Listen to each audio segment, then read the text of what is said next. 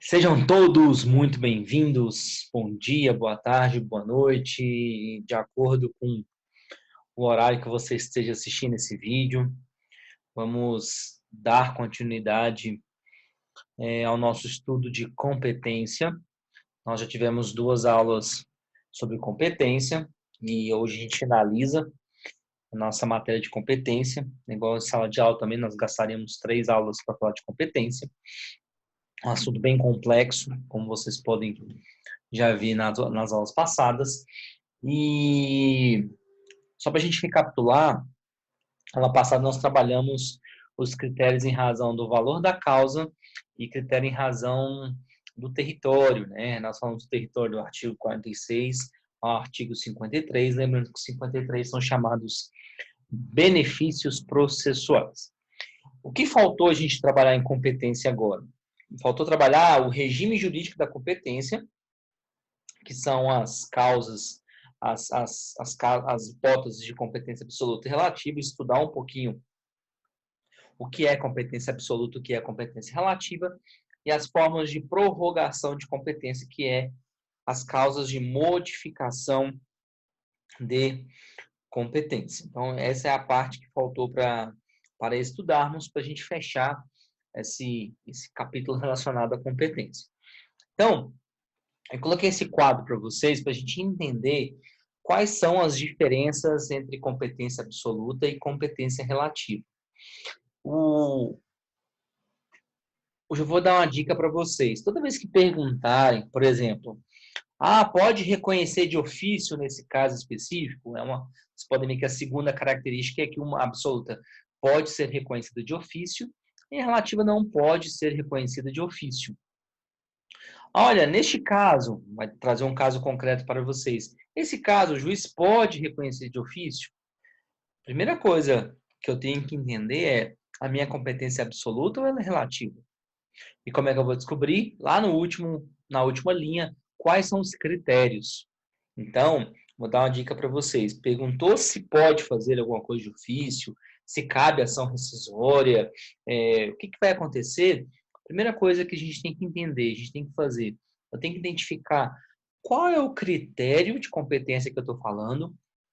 É o critério funcional, é o critério material, é o critério em razão da pessoa, territorial, é o valor da causa, ok?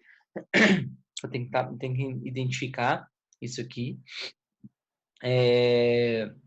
para depois lembrarmos das características, depois lembrarmos desse quadro, ok? Então, vamos começar a análise dessas características para a gente entender um pouco melhor.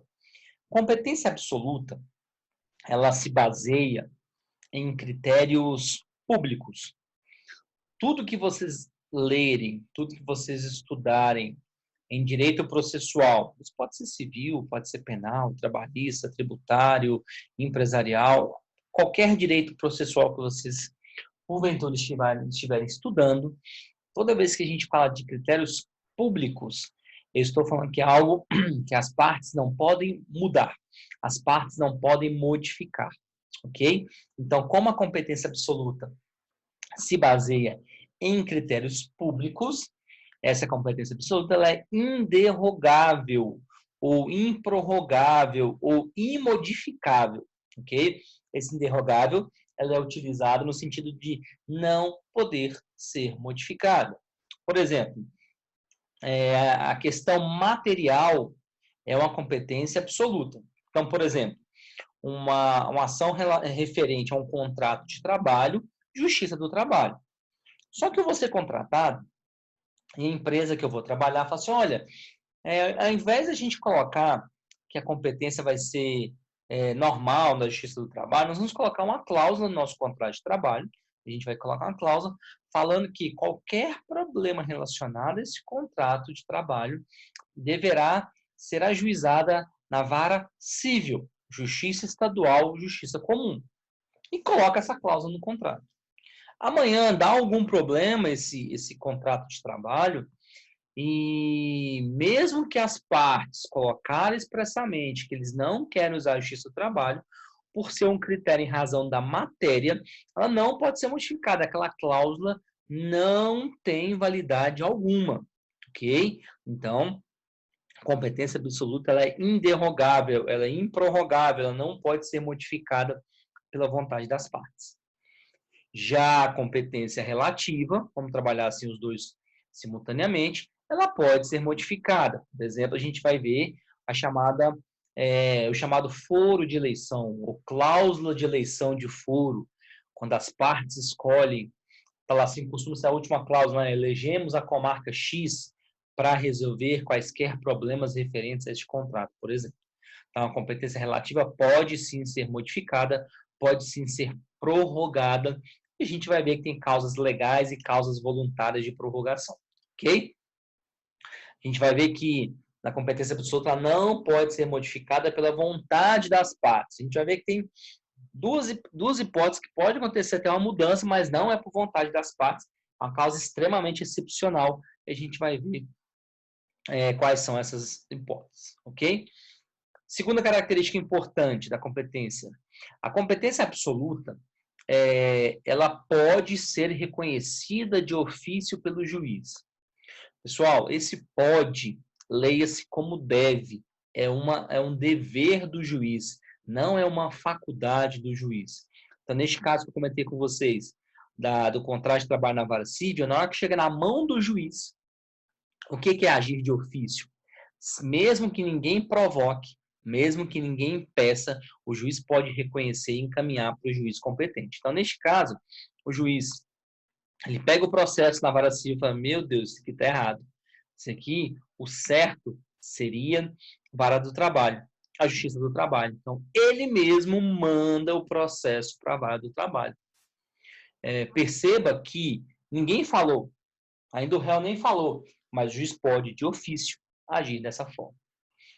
Competência relativa, o juiz pode agir de ofício? Não. O juiz não pode agir de ofício. Então, por exemplo, ação de alimentos, nós estudamos no artigo 53.2, domicílio do alimentando, ou seja, de quem recebe os alimentos. Aí o pai quer pagar os alimentos, o pai mora em Goiânia e a criança mora em Anápolis. Então, Anápolis seria competente para julgar uma ação onde o pai está ofertando alimentos, ok? Só que o pai entra em Goiânia e não entra em Anápolis. O juiz olha e fala, isso aqui está errado. Só que o juiz, olhando, mesmo vendo que em regra não é o correto, ele não pode agir de ofício e mandar para o juiz competente. Ele tem que esperar que a parte alegue, aí a criança vai alegar, se ela está errado, o certo seria Anápolis. Opa, aí o juiz vai e encaminha para Anápolis. Então, a competência relativa, ela não pode ser reconhecida de ofício. Perfeito? Terceira característica importante da competência. Como que eu alego a competência? Como é que eu vou fazer a alegação? Eu sou réu e eu quero alegar que está errado. Eu vou alegar dentro da minha contestação, que é a resposta do réu, matéria de vocês do próximo semestre. Eu vou abrir um tópico, a chamada defesa processual, as preliminares do artigo 337, e vou alegar, excelência, isso aqui está errado. Deveria ser Anápolis, porque, conforme o artigo 53, inciso 2, o foro competente para o julgamento de ações de alimentos é do foro do alimentando. Então, como o menor que vai receber os alimentos reside em Anápolis, então Anápolis é o competente. Ok? Qual que é o momento para você alegar? Regra geral, pessoal, com base no 64, parágrafo 1º, a incompetência absoluta pode ser alegada em qualquer tempo, ou seja, em qualquer momento do processo, e em qualquer grau de jurisdição. Ou seja, olha, recorri para o tribunal, posso alegar. Recorri para o STJ, posso alegar. Recorri para o STF, posso alegar. Só fazendo parênteses. Galerinha, quando eu falo que o juiz ele é competente, automaticamente estou falando que os outros são incompetentes, ok? Então, eu vou alegar a incompetência daquele juízo para mandar para o competente que seja correto. Então, regra geral, mesmo a lei falando que pode ser alegada a qualquer tempo, aqui tem que se analisar a boa-fé da parte. Eu, como réu, opa, competência absoluta, eu vi que está errado. Tá aqui, eu vi que está errado. Ah, não, eu vou alegar agora não, eu vou esperar lá na frente para causar um tumulto, causar uma confusão no processo que pode atrasar, pode enrolar. Eu deixo para alegar lá na frente. Então, pode-se analisar a questão da boa-fé. Ele pode ser condenado por litigância de má-fé, lá com base no 77 até 81 do Código de Processo Civil. Pode ser multado por conta disso. E a incompetência relativa? Como eu alego em preliminar de contestação, ou seja, dentro da minha defesa, se eu não alegar no prazo, que prazo é esse? Está no artigo 335, o prazo são 15 dias para apresentar a defesa. Ocorre a prorrogação da competência. O que é prorrogação de competência? Vamos pegar aquele exemplo que nós falamos da ação de alimentos. O pai entra em Goiânia, mas o certo é Anápolis. Se o menor não alegar no prazo, claro que eu estou falando menor, gente, representado pela mãe, obviamente, né? Ou pelo seu representante legal. Se ele não alegar no prazo, ocorre a prorrogação. Ele automaticamente, tacitamente, concorda com que esse processo caminhe em Goiânia. Então, Goiânia, que em um primeiro momento não era competente para julgar, ele se torna competente para o julgamento. Ok? Então, é nessa questão que é importante a questão do tempo, mas para isso nós temos que identificar que tipo de competência que é. Absoluta. Gente, independente se ele não alegar no primeiro momento, nunca ocorrerá a prorrogação, porque ela é inderrogável, critérios de ordem pública. Relativa, critérios de ordem privada pode ser prorrogado. Próxima característica, e essa característica ela é igual para as duas, tá? A partir do momento que verifica-se que aquele juiz ele é absolutamente ou relativamente incompetente, todos os atos processuais que foram feitos, todos os atos do juiz que foram feitos, eles não serão nulos. Os atos serão mantidos. Então, por exemplo, eu entrei com essa ação de alimentos. O pai entrou em Goiânia. Goiânia não era o correto. E o juiz de Goiânia fixa os chamados alimentos provisórios. Fixou lá em pagar 30% do salário mínimo. A mãe alega que o correto seria Anápolis. O que vai acontecer com essa decisão? Ela vai ser nula? Senhores, essa decisão não será nula. O Código Antigo tinha essa previsão que anulava. Hoje não. Todos os atos processuais serão mantidos. Agora, assim que esse processo chegar em Anápolis, se o juiz de Anápolis entender que aquela decisão não deve prevalecer, aí ele pode mudar a decisão. Não tem problema algum em mudar a decisão, ok? Mas, em regra, aquela decisão judicial, ela fica mantida, ela vai ser mantida, ela só terá alteração, ela só vai sofrer alguma alteração se o juiz competente entender que é necessário mudar. Agora, se ele entender que não tem que mudar, ele não vai mudar a decisão, ele vai manter a decisão e o processo segue normalmente. Perfeito? Essa característica ela é inerente às duas modalidades de competência, tanto a relativa quanto a absoluta. São iguais. Próxima diferença. Um juiz absolutamente incompetente de julgar é tão grave, mas tão grave, que cabe a ação rescisória. O que visa uma ação rescisória? O próprio nome já diz, visa rescindir uma sentença. Olha, aquele processo que eu falei para vocês lá da Justiça do Trabalho.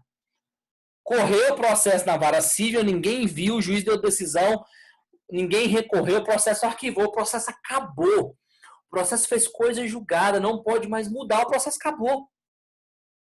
O processo vai acabar. Regra geral, não posso fazer nada. Agora, é tão grave um juiz absolutamente incompetente julgar, é tão grave, mas tão grave, que cabe ação rescisória. Então, contados 2 anos após o trânsito em julgado da sentença, ou seja, 2 anos após o arquivamento daquele processo, eu posso, lá no Tribunal de Justiça, ingressar com ação rescisória. Buscando o quê? Anular aquela sentença. Por ser tão grave, cabe. E só a título já de complementação, se vocês pegarem o 9662, lá fala juiz impedido, que nós já estudamos as causas de impedimento lá no artigo 144, e absolutamente incompetente. E a relativa cabe ação rescisória? De maneira alguma. Se, vamos pela lógica, se eu não alegar no prazo de 15 dias, prorroga a competência, imagine depois que o processo já acabou. Eu não posso alegar absolutamente nada em relação ação rescisória. Ok? Beleza. O juiz lá da vara civil entendeu que o certo é a vara do trabalho. Qual é a consequência jurídica do reconhecimento da incompetência? Que serve tanto para absoluta quanto para relativa. A gente vai ter uma única exceção, que daqui a pouquinho eu vou falar para vocês. Qual é a consequência? Eu vejo muito em prova assim. Olha, quando o juiz verificar a incompetência, ou absoluta ou relativa, deverá extinguir o processo.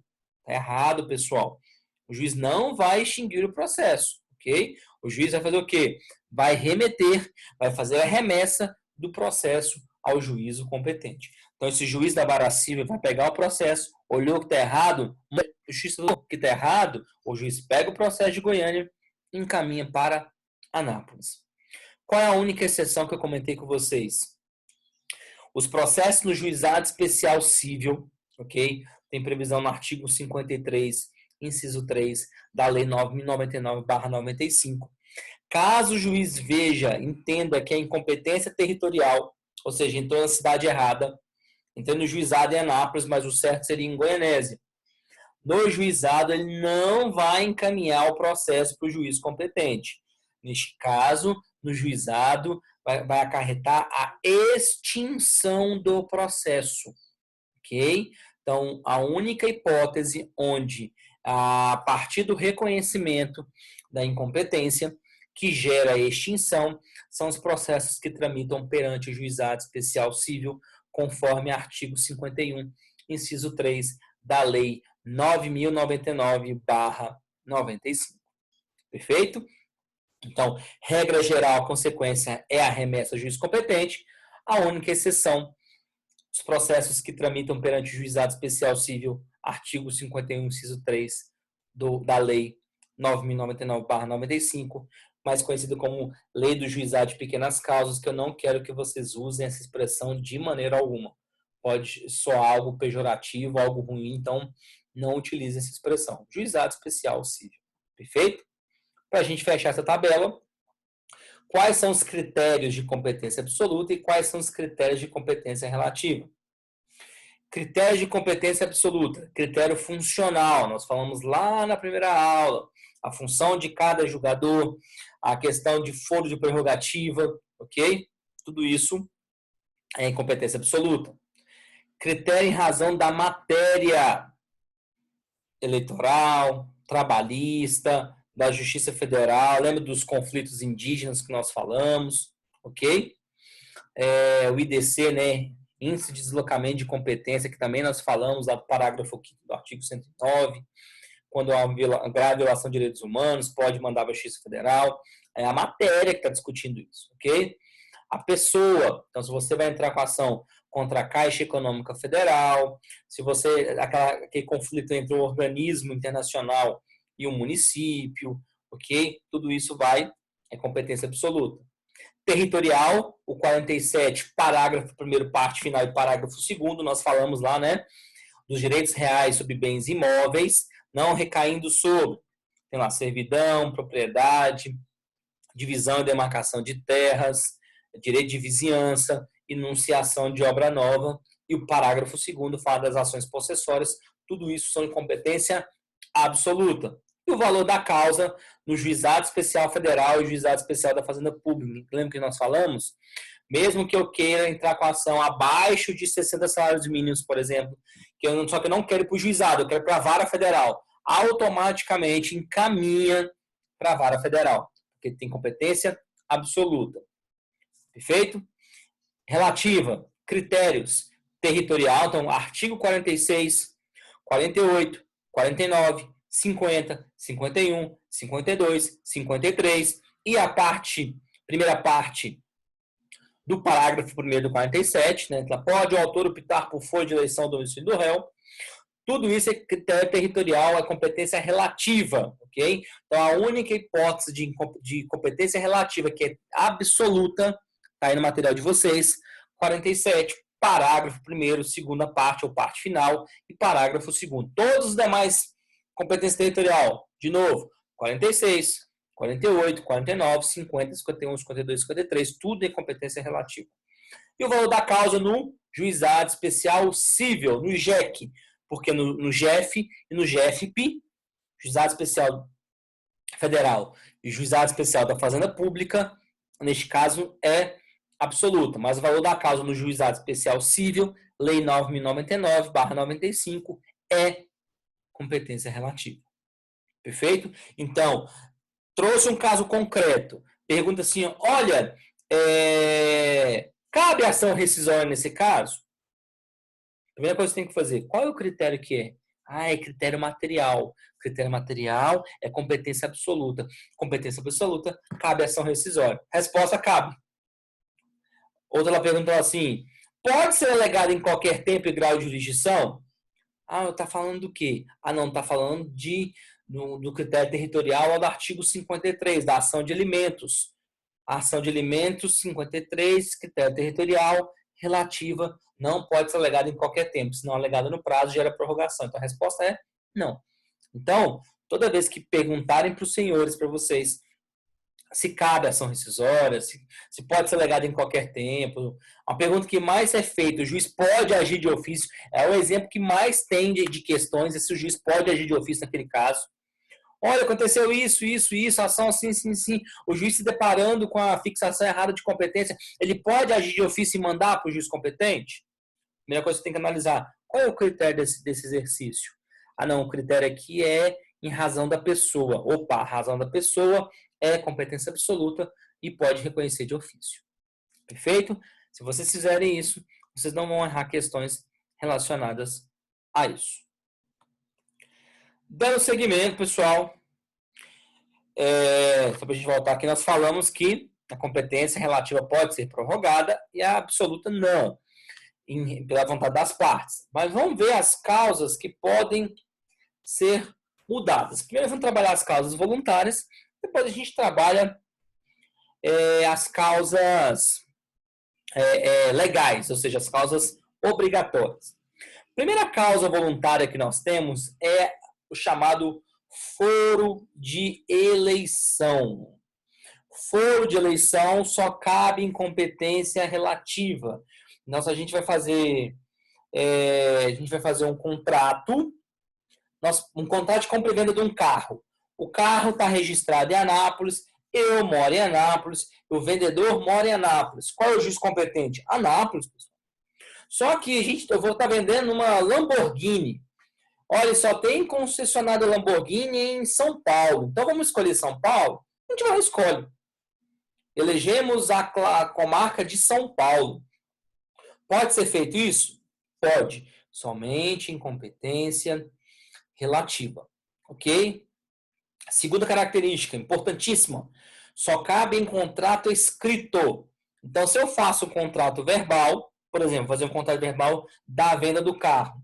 Olha, estou vendendo o carro para você, você vai me pagar em 2 vezes. Hoje, depois de 6 meses, você paga a segunda parcela.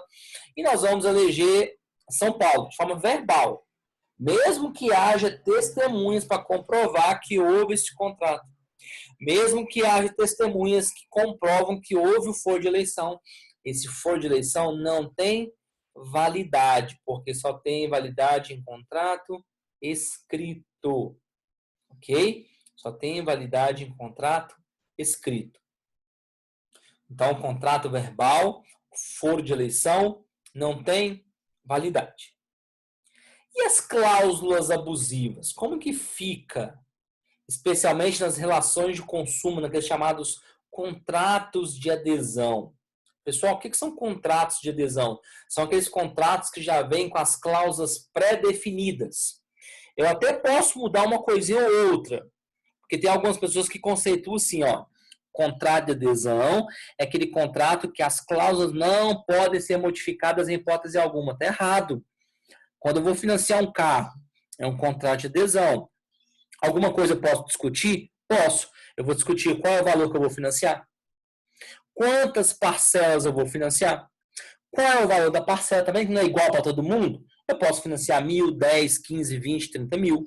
Em 12 meses, 36 meses, parcela pode ser 500, pode ser 2.000. Então, algumas cláusulas pode. A essência contratual não pode ser mudada. A essência contratual num contrato de adesão não pode ser mudada. Aí, existe um contrato de adesão, uma relação de consumo que tem uma cláusula abusiva. Você pode pegar quem financiou o carro, provavelmente está assim. Elegemos a comarca de São Paulo, ou Belo Horizonte, ou Rio de Janeiro, que é onde se situam as principais financeiras. Aquela cláusula, pessoal, ela é uma cláusula abusiva. Poxa, eu sou consumidor, eu sou mais fraco, eu sou o elo mais fraco da relação, em relação, por exemplo, à BV financeira. E a BV financeira vai responder qualquer processo, vai ter que andar lá em São Paulo, onde a BV financeira está localizada, eu vou ter que ir lá em São Paulo, eu vou ter que gastar dinheiro com isso, não faz sentido. Então, essa é uma cláusula abusiva. Então, essa abusividade do foro, pessoal, leia-se em contratos de adesão. Mesmo que o código não traga de forma expressa, porque o código antigo falava assim, expressamente em contrato de adesão, leia-se contrato de adesão. Então, se vocês quiserem anotar na frente dos parágrafos 3º e 4º, anotem, coloca lá, contrato de adesão, para vocês lembrarem quando vocês estiverem estudando, anotem isso aí, isso vai ser muito útil e muito importante para vocês, ok? Onde está assim, abusiva, no parágrafo 3º, coloca lá, contrato de adesão. O que vai acontecer? Antes da citação do réu, ok? O juiz pode reconhecer que a cláusula é abusiva e mandar para o domicílio do réu. Por exemplo, a financeira entra com a ação. O juiz vê que é abusiva lá em São Paulo e encaminha para Anápolis. Ok? Depois da citação, o juiz não pode reconhecer de ofício. Tem que esperar a parte alegar. Então, entrou em São Paulo, por exemplo, o juiz deu bobeira, não verificou, eu fui citado, a minha contestação fala, excelência, a cláusula é abusiva. Traz para cá, traz para Anápolis. Perfeito? Então, o processo vai andar em Anápolis. Então, folha de eleição, as características. Só cabe incompetência relativa, contrato tem que ser escrito, e abusividade do foro, em contrato de adesão. Antes da citação, o juiz pode reconhecer de ofício, depois da citação, o juiz não pode reconhecer de ofício. Segunda hipótese de causa voluntária de modificação de competência ou de prorrogação de competência. Omissão do réu. Vou voltar aqui na tabela. Lembra que nós falamos que deve ser alegada no prazo sob pena de prorrogação? Ou seja, se não alegar no prazo, prorroga-se. Então, essa omissão é justamente isso. Aquele caso que eu comentei com vocês lá do pai que entra em Goiânia, mas o filho mora em Anápolis, o filho que vai receber os alimentos. Se a mãe, na sua contestação, pessoal, não alega que deveria ser Anápolis, ela tacitamente ou subentende que ela concorda que o processo caminha em Anápolis. Goiânia, perdão. Então, o pai entrou em Goiânia, o certo seria Anápolis, e a mãe não alega na contestação, a mãe está dizendo, olha, excelência, eu concordo que o processo caminha em Goiânia. Mesmo que o juiz, olha, está errado, ele não pode agir de ofício, ele tem que esperar a manifestação do réu. Então, é o segundo caso de omissão do réu, a segunda hipótese de causa voluntária de modificação de competência. E quais são as causas legais? A primeira, A e B, é mais fácil, mas a C e a D, que vai gerar um pouquinho mais de tempo, nós vamos gastar. A A e a B, elas estão previstas juntas lá no artigo 43 do CPC. O que fala o 43? Olha, a competência vai ser determinada, ou seja, onde vai ser julgada em regra no momento do registro da distribuição. Daqui a pouquinho a gente vai falar sobre registro de distribuição, ok? Quando a gente for falar de prevenção. Sendo irrelevantes as modificações do estado de fato ou de direito ocorridas posteriormente, salvo quando suprimirem o órgão judiciário, que é a letra A, ou alterarem a competência absoluta. Vamos entender isso aqui. O que está falando primeiro? Olha, os alimentos. A criança mora em Anápolis e entra com a ação de alimentos. O pai mora em São Paulo. Ela entrou em Anápolis. Perfeito. Pessoal, mesmo que amanhã a criança mude para Brasília, o processo não vai acompanhar, não. O processo não vai acompanhar, não. Começou aqui em Anápolis, vai ficar aqui em Anápolis. Porque é irrelevante as modificações do estado de fato ou de direito. Ela mudou o domicílio. Não interessa para o processo. Olha, eu mudei para Brasília. O processo vem para cá. Pumba. Ah, eu mudei agora para Goianésia. O processo é para lá. Não, gente, isso não vai acontecer. Ok? Mas quando vai ter mudança? supressão do órgão judiciário ou alteração da competência absoluta. Como assim? Vamos entender. Aqui em Anápolis, nós temos duas varas de família. Família, critério material, ok? Nós temos duas varas de família. E o processo está andando na segunda vara de família. Vamos lá, segunda vara de família. Só que o tribunal decide, olha, não precisa ter duas varas de família. É suficiente ter apenas uma vara de família. O que ela vem e faz? Ela vai e supre, ela exclui, ela tira, ela termina, ela tira a segunda vara de família. A segunda vara de família não vai mais existir em Anápolis. Tá vendo? Suprimiu o órgão judiciário. Gente, é lógico que vai ter que sair. O processo vai ter que mudar. O processo vai ter que mudar de lugar. Por quê? Porque suprimiu o órgão judiciário. Ou não. Vamos pegar um outro exemplo. Anápolis, duas varas de família. Vamos pegar mais vara de família. Vara de família e sucessões. Então, trata de ações relacionadas ao direito de família. Então, guarda, alimento, separação, modificação de guarda, tudo isso é vara de família. Mas também trata de ações relacionadas ao direito sucessório, inventário, partilha, arrecadação de bens. Ou seja, Anápolis é junto, família e sucessões. Isso é critério material, é a matéria. Matéria de família, matéria de sucessões. Aí, beleza. Nós temos duas. Aí, meu processo está andando na segunda vara de família, um processo de divórcio. E o tribunal entende o seguinte, gente, vamos fazer algo diferente? Vamos colocar assim, a primeira vara de família só família, e a segunda vara a gente vai mudar. Vai ser só sucessões. Então, ao invés de nós termos duas varas de família e sucessões, nós teremos uma vara de família e uma outra vara de sucessões. Então, a segunda vara de família muda e vira vara de sucessões. Ok. E se o processo de divórcio está andando na segunda vara de família? Não mudou para a vara de sucessões? O seu processo não pode andar mais ali. Porque mudou, alterou a competência absoluta. Então, o que vai acontecer nesse caso? O processo vai para a primeira vara de família. Tá vendo? Porque houve a alteração da competência absoluta daquela. Percebe-se que a competência absoluta mudou? Então, como houve a mudança dessa competência absoluta, não tem como, claro, vai ter que modificar a competência. Beleza. E a conexão e continência? Já adianto para vocês, pessoal, conexão e continência só ocorre em competência competência relativa. Conexão e continência só ocorrem em competência relativa. Vamos entender isso aqui. É importante a gente analisar os dois casos juntos. O que fala o artigo 55 para a gente entender, para a gente extrair os requisitos? Tá lá. Artigo 55. Reputam-se conexas, ou seja, são duas ações conexas, quando lhes for comum, ou seja, quando for igual. Se você quiser anotar isso no código para ficar mais fácil, anotem. Quando for igual, pedido ou causa de pedir. A causa de pedir aqui, pessoal, leia-se o fato. Então, a conexão ocorre quando for igual o pedido ou mesmo o fato. Para que serve conexão e continência? Qual que é o objetivo da conexão e continência em regra? Que pode ter um caso que não vai acontecer. É juntar os processos para serem julgados juntos. A ideia da conexão e continência é você juntar os processos para serem julgados juntos e para evitar que nós tenhamos decisões que sejam conflitantes, decisões que sejam contraditórias, caso esses processos sejam julgados separados. Então, a ideia é essa, ok? É você juntar processo para ser julgado junto.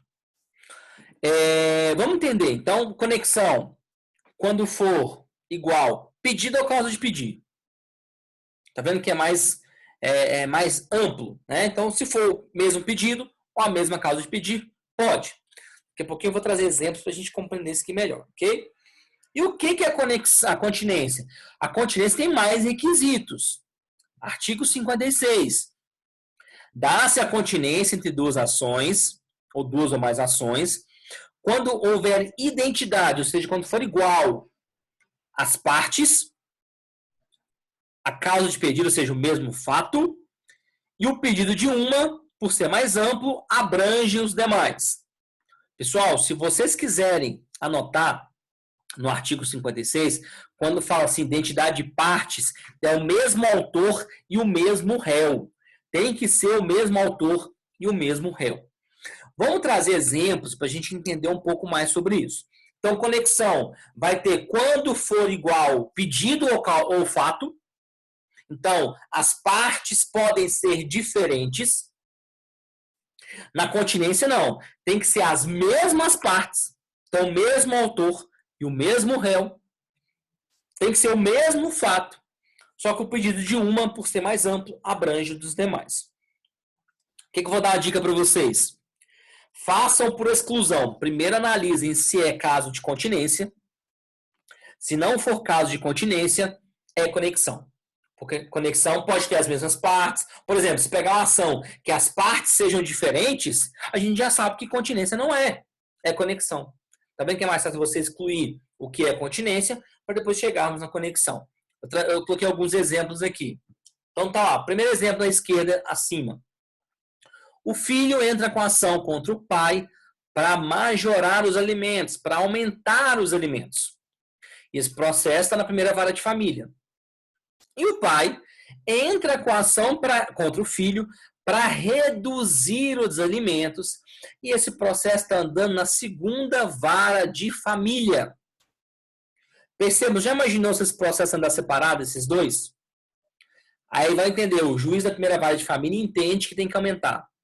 E o juiz da segunda vara de família entende que tem que abaixar. Qual decisão vai prevalecer? Está vendo que a decisão conflitante é decisão contraditória? Então é muito melhor junta para o mesmo juiz julgar os dois. A ideia é essa, ok? Juntar os processos para serem julgados juntos, para evitar o quê? Decisões que sejam contraditórias. Então, neste caso, pessoal, vamos lá analisar se é conexão ou continência. O que continência fala? Mesmas partes. Pergunto, são as mesmas partes? Num primeiro momento, vocês poderiam até afirmar que são as mesmas partes. Mas eu pergunto, nas duas ações, é o mesmo autor? Nas duas ações, o réu é o mesmo? Não. Na primeira ação, na ação de cima, o filho é autor e o pai é réu. Na ação de baixo, o pai é autor e o filho é réu. Então, olhou as partes, são as mesmas? Não. Então, aqui, pessoal, eu já garanto para vocês que isso aqui não é continência. Obrigatoriamente tem que ser o quê? Conexão. Perfeito? Tá vendo que aqui o pedido é o mesmo? Não. Um é para aumentar, o outro para baixar. O que é igual aqui? O mesmo fato. É o pagamento de alimentos. Vamos aqui do lado. O banco entra com a ação de busca e apreensão contra o particular, porque ele não pagou as prestações do carro. O particular entra com a ação revisional alegando que a cláusula do contrato é abusiva e contra o banco. Não é melhor juntar os dois juntos? E o juiz analisa se é revisional, se é abusivo ou não, se tem que fazer busca e apreensão. Ou aqui ficou banco e apreensão, é busca e apreensão, tá, pessoal?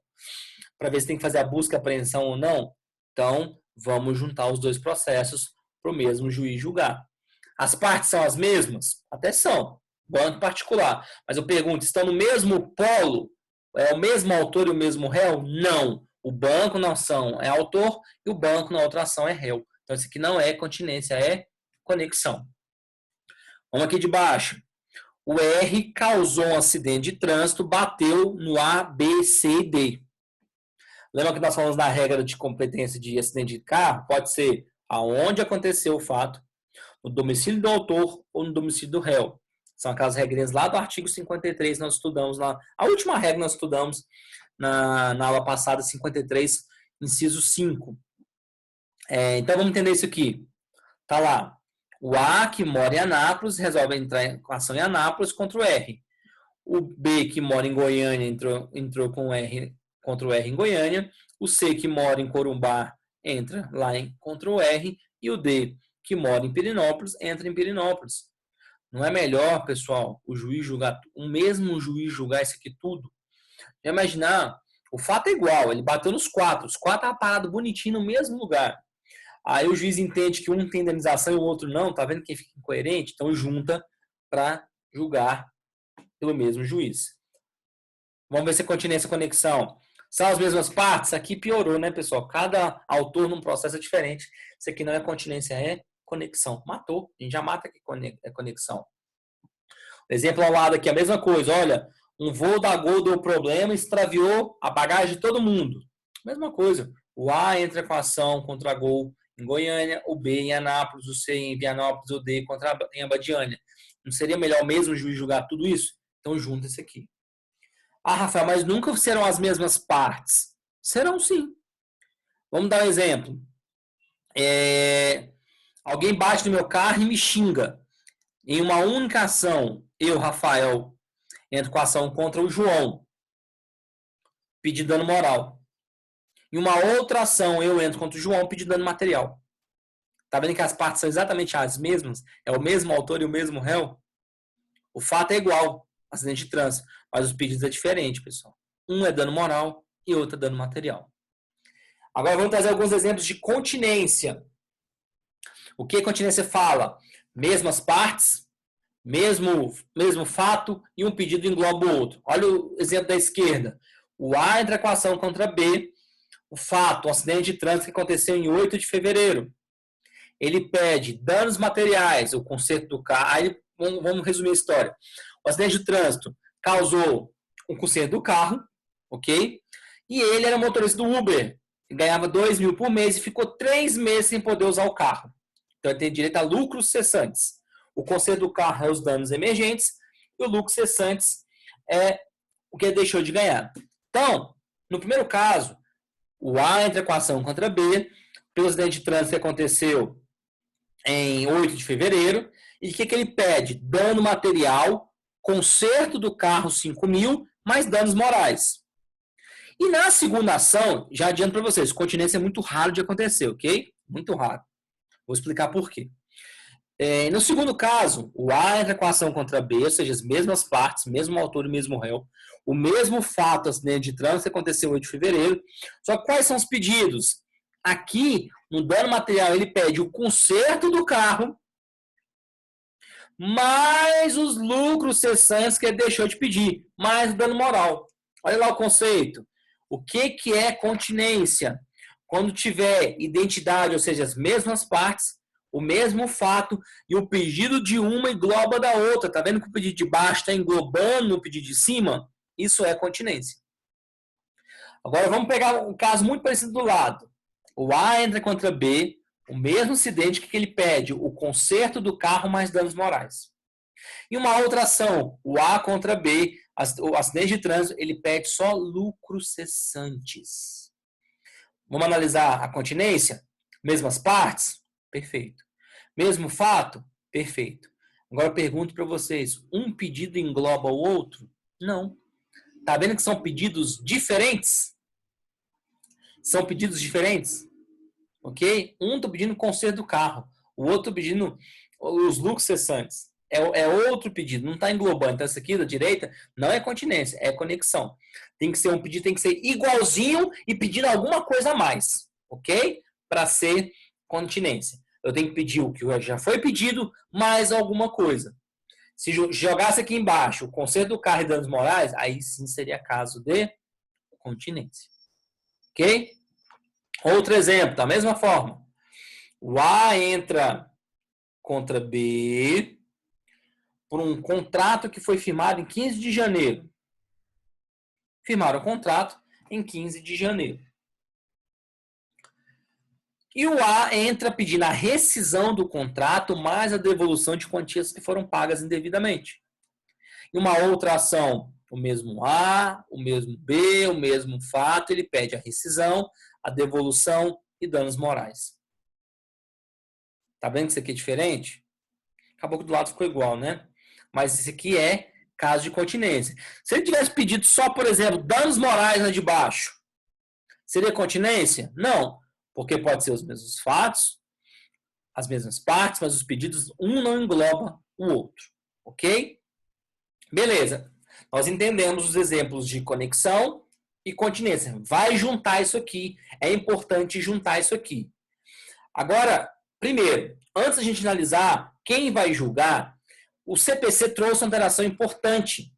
Ele trouxe uma mudança importante. Na conexão, qual é a consequência sempre? Vai juntar os dois processos para serem julgados. Então, vamos voltar aqui. Então, no caso do pai e do filho, vai juntar as duas ações para serem julgadas juntos. Na ação do banco, quanto particular, vão ser juntadas todas as ações. Da indenização do acidente, junta tudo. Ação contra gol, junta tudo. Conexão sempre vai juntar tudo. Okay? Conexão sempre vai juntar tudo para ser julgado junto. E a continência? Vai depender. Nós temos na continência duas ações. A ação contida e a ação continente. A ação continente é a maior. A ação continente é que tem os pedidos maiores, os pedidos que vão englobar a outra. E a ação contida é a ação menorzinha, que o pedido dela vai ser englobado.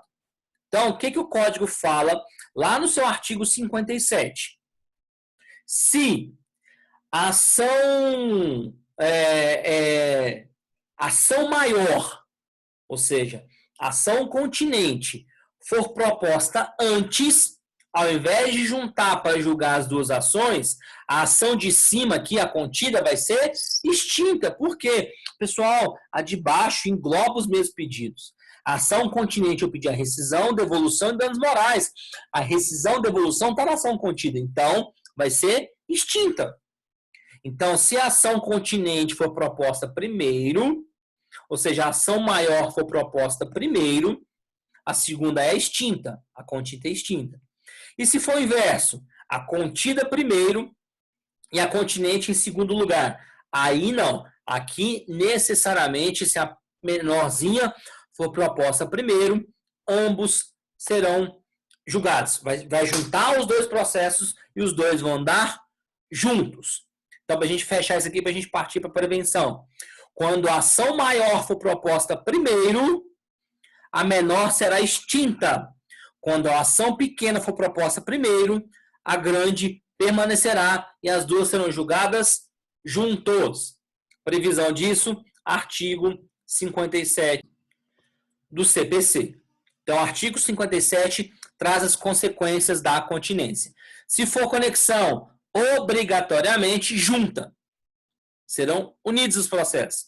Agora, se for continência, não.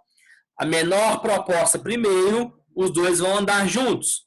Se a maior for proposta primeiro, aí a segunda vai ser extinta. Perfeito? Artigo 57. Beleza. Nós já falamos aqui nesses casos aqui que as ações serão unidas. Agora, quem vai julgar isso aqui? Qual é o juiz prevento? Pessoal, toda vez que perguntarem para vocês qual é o juiz prevento, eu obrigatoriamente sei que eu estou me referindo a conexão ou continência que uniu, tá? Qual é o juiz prevento? O que eu estou querendo dizer com isso? Olha, no caso de conexão e na continência que vai andar juntos, quem vai julgar essa bagaça? Quem vai julgar esse processo? O artigo 58 te dá a resposta. Tá? No artigo 58, perdão, o artigo 59, coloquei errado aqui no material de vocês. O registro ou a distribuição da petição inicial torna prevento o juiz. O 58 fala justamente isso, né? A reunião dos processos propostas em separado far-se-á no juízo prevento, onde serão decididas simultaneamente. Então, a prevenção começa no 58. A reunião dos processos propostas em separado, ou seja, vai ter que juntar, é feita no juiz prevento, onde serão julgadas simultaneamente. O que fala o artigo 59? O registro ou a distribuição torna o juiz prevento. Ou seja, quem registrou ou distribuiu primeiro torna-se o prevento. Vamos entender quando que a gente vai usar a distribuição, quando a gente vai usar o registro. Pessoal, toda ação que a gente propõe, primeiro, ela é registrada no sistema, Vamos pegar Anápolis. Eu vou entrar com a ação civil. Registra no sistema, ok?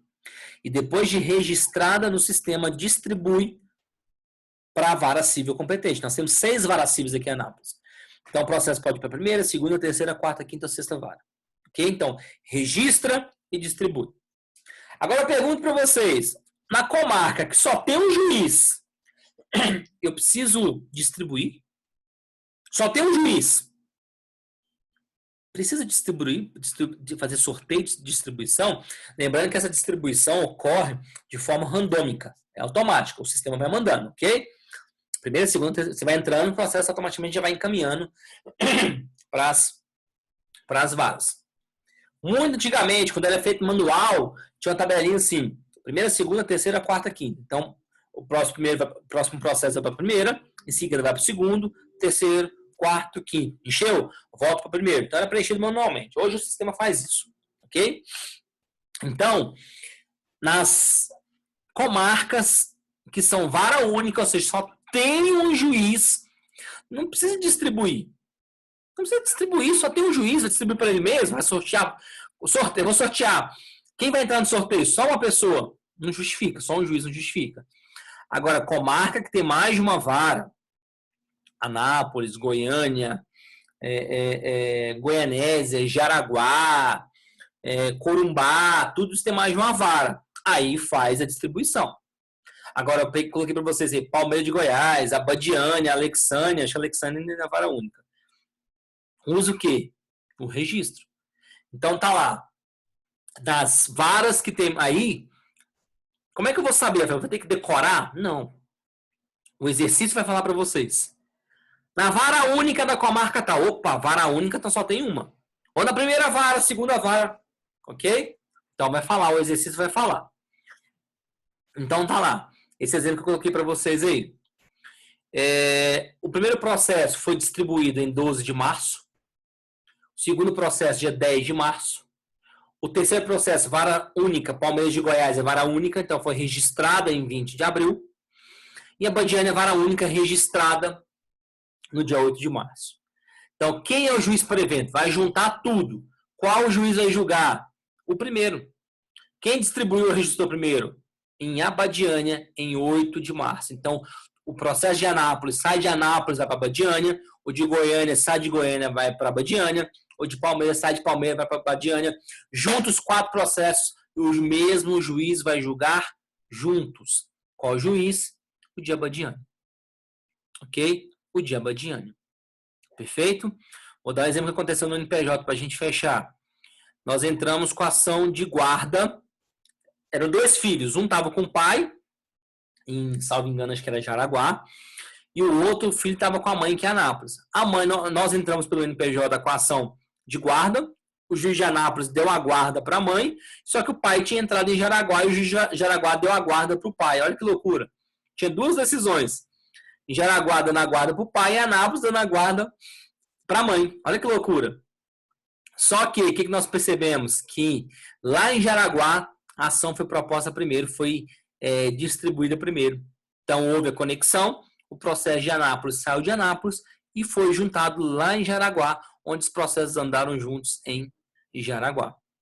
Ok? Então, juiz para evento, artigo 58 e 59, data, olha, a distribuição ou o registro da petição inicial. Distribuição nas varas que tem mais de um juiz e registro naquela vara única que só tem um juiz, não vai fazer a distribuição para um único juiz. Pessoal, então aqui a gente encerra a nossa matéria de competência. Sei que é uma matéria complexa, só que a gente vai fazer algumas atividades interessantes para a gente estar fixando o conteúdo, ok? Eu vou estar passando para vocês a atividade referente à aula, mais uma atividade extra, completa, bem mais completa, se vocês tiverem interesse em aprofundar mais a questão da competência, fazer uma revisão completa da competência, tá? Vai estar disponível para vocês. Quero agradecer a audiência de vocês e até a próxima. Um forte abraço.